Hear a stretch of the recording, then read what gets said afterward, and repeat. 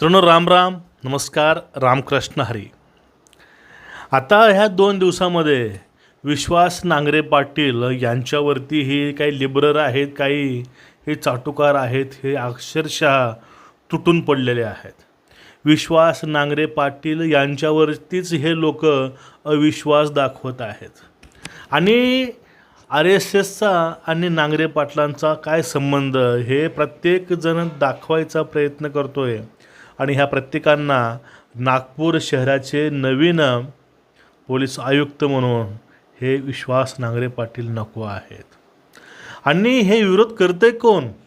ज्यांचे जावाई हे RSSचे प्रचारक आहेत, ते RSSमध्ये काम करतात, अशा कुटुंबाची ज्यांच्याशी नाळ जुळलेली आहे, असे लोक RSSवरून नांगरे पाटलांचा विरोध करतात. या लोकांची खरंच कीव येते मित्रांनो.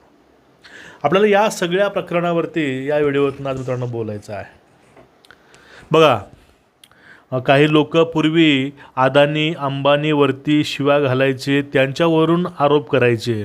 मुंबई ह्या अदानीच्या घशामध्ये घातली, अंबानीच्या घशामध्ये घातली बोलणारे. पण अंबानीच्या अदानीच्या बड्डे पार्टीला जाऊन पोटभर खाऊन येणारे तुम्ही बघितले असतील. कुठले वाढदिवस असतील, लग्नांचे आमंत्रणं असतील, कुठले कार्यक्रम असतील, अशा वेळेस हे सहकुटुंब सहपरिवार जाऊन आपली हजेरी दाखवून हे लोक इथं येतात. हा विषय पहिला. आणि दुसरा विषय असा आहे, अदानी हे मोदीचे मित्र आहेत म्हणून मोदीला टार्गेट करायचं आहे. पण अदानीमुळं आपल्या लोकांना, किती तरुणांना रोजगार मिळतो हे लोकांना सांगायचं नाही.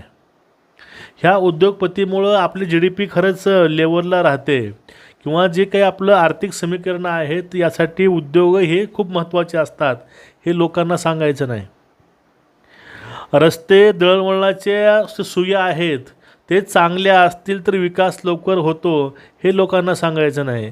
ते रस्ते, ते विकास कामं होऊ नये यासाठी खोडा घालायचा, हे धंदे आता ह्या विरोधकांचे आहेत. आता त्यानंतर पुढे जाऊन आपल्या पूर्ण हयातीमध्ये, पूर्ण आयुष्यामध्ये जे राजकारण केलं, त्या राजकारणामध्ये जी समाजामध्ये आपण एक विचारधारा पेरली, विष पेरलं आहे, ते विष फक्त समाजामध्ये पेरायचं आहे. आपल्यामध्ये त्याचा थोडासुद्धा अंश येऊ द्यायचा नाही. याची तुम्ही अनेक उदाहरणं पाहू शकता, की मुलगा राष्ट्रवादीमध्ये, मुलगी भाजपमध्ये, असं म्हणजे बघा, एक विविध विचाराचे लोक जे आहेत. आता घरातलं जे कुटुंब आहे, हे कुटुंब अर्ध काँग्रेसमध्ये असतं आणि अर्ध कुटुंब हे भाजपमध्ये असतं. म्हणजे सत्ता कुणाची असो, यांना सत्तेमध्ये राहायचं असतं. आता बघा, आपण पवारसाहेबांचं बघून घ्या. शरद पवारांचा अर्धा पक्ष हा भाजपसोबत सत्तेमध्ये आहे आणि अर्धा हा विरोधामध्ये आहे. आता यावरून पुढे जाऊन आता ह्या 2 दिवसामध्ये काय झालं, एक नवीन जे काय IPS अधिकारी आहेत त्यांचे बदल्या झालेले आहेत. त्यामध्येच नाव विश्वास नांगरे पाटलांचं. विश्वास नांगरे पाटील हे महाराष्ट्रातील एक गाजलेले IPS आहेत. त्यांच्या मोटिवेशनल स्पीचमधून म्हणा, त्यांच्या कामातून म्हणा, त्यांनी एक आदर्श तरुणामध्ये घालून ठेवलेला आहे. त्या नांगरे पाटलांची बदली ही नागपूरमध्ये झाली आणि त्या ठिकाणी जाण्यापूर्वीच तेथील काँग्रेसच्या नेत्यांनी धसकी लावून घेतले, की आता आमचा इथं एन्काउंटर हे नांगरे पाटील करतात. त्यांनी कारण सांगितलं की नांगरे पाटील हे RSSच्या मंचावर गेले होते. नांगरे पाटील हे त्या मंचावर जाऊन त्यांनी स्तुती ही RSSची केली. हे असे अनेक त्यांच्यावरती ॲलिगेशन्स ह्या लोकांनी लावलेले आहेत. आता मला सांगा, यांनी प्रूफ करून दाखवावं की RSS ही दहशतवादी आतंकवादी संघटना आहे. RSS ही सच्ची देशहितासाठी काम करणारी एक संघटना आहे. त्या संघटनेला हे वाटतं की आपला हिंदू हा एक व्हावा, आपलं राष्ट्र हे अखंड राहावं. ही फक्त भावना ज्या संघटनेची आहे ती आहे RSS, राष्ट्रीय स्वयंसेवक संघ. पण यांना हे चालत नाही. यांना अनेक आतंकवादी संघटना चालतात. म्हणजे कुणी भाजपला शिवी घालल, कुणी RSSला शिवी घालल, ते यांच्यामध्ये एक देशभक्त असतो. बघा, आता ह्या विश्वास नांगरे पाटलामुळं आता यांचे धाबे दणाणलेत नागपूरचे. कारण जे काही इनलिगल ॲक्टिव्हिटी नागपूरमध्ये होत असतील त्यांना आळा बसणारच आहे. पण त्याहून पुढे जाऊन तुम्हाला सांगतो, आता या लोकांना फक्त एका कार्यक्रमामध्ये जाऊन RSSच्या भाषण काय तर त्यातून बोलले होते नांगरे पाटील, ते चालत नाही. एका अधिकाऱ्याच्या मुखातून जी स्तुती केली RSSची ती चालत नाही. कारण ते राज ठाकरे बोलले, काँग्रेसचे लोक बोलले, काकांचे लोक बोलले, हे किती लोक बोलून गेले. पण या ठिकाणी पुरोगामी पक्षाचे अध्यक्ष, राष्ट्रवादीचे अध्यक्ष सर्वेसर्वा शरद पवार यांची कन्या सुप्रिया सुळे, त्या खासदार ह्या राष्ट्रवादीच्या आहेत. त्यांच्या मुलीचं लग्न झालं आहे आणि त्यांच्या मुलीचं लग्न झालेलं आहे. ते लखानी कुटुंब हे RSSशी संबंधित आहे आणि ते स्वतः लखानी हे आपलं जी विधान परिषद आहे त्याचे आमदार आहेत. म्हणजे आपल्या स्वतःच्या मुलीचं लग्न हे RSSच्या कुटुंबात करून दिलं आहे. हे ह्या लोकांना चालतं आहे. यावरती कोणीच बोलत नाही.